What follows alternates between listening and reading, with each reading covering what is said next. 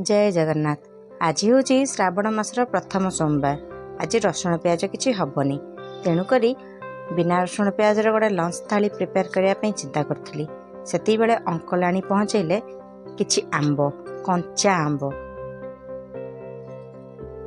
से गुड़ाक टिके टिके पाची आसला, संपूर्ण पाचिला नुह कि संपूर्ण कंचा नुह।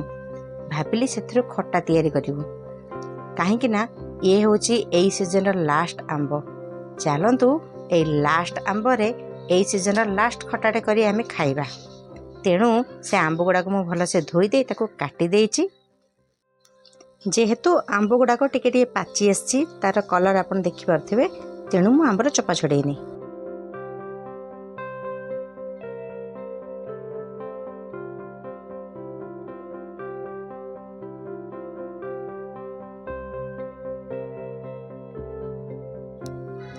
तापर एक कड़े रे तेल नवा गरम करिया, पंच फुटण, भृषंग पत्र, सुखिला लंका दी भल भाव छुंक करी आंब गुड़ाक से मिसेइबा। आंब गुड़ी को भलसे संतुली देई से पानी भी ऐड करिया, लूण और हल्दी गुंड मिसेइबा।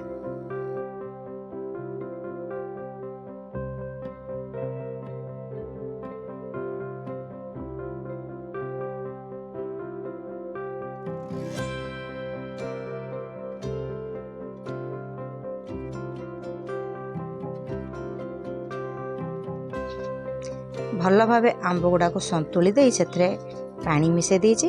आंब गुड़ाक सिझिया परे से स्वाद अनुसार चीनी दबा। आपण माने गुड़ भी दे पारे, गुड़ पकेले खटार कलर बहुत सुंदर आसिबो।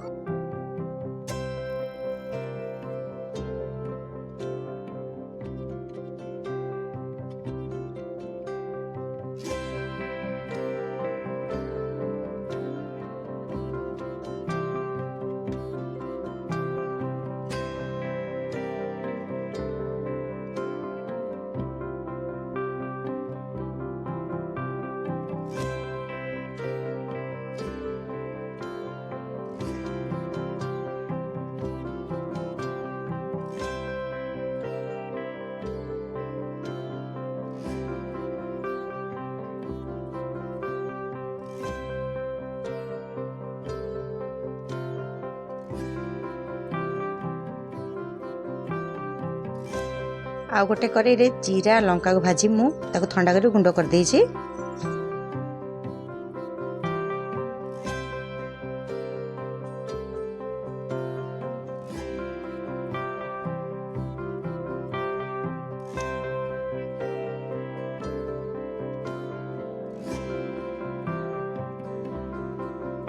देखंतु खटाटी ऑलमोस्ट हो सारी, से आमे जीरा लंका गुंड ऐड करिबा। बर्तमान प्रस्तुत हो सारी आमर आंब खटा, माने यही सीजन रो लास्ट आंबर लास्ट खटा। पुणी आसंता सीजन रे आमे आंब खाइबा, आंब खटा बनेइबा। वीडियोटी भल लागिले लाइक और सब्सक्राइब निश्चित करिवे। रहुछि जय जगन्नाथ।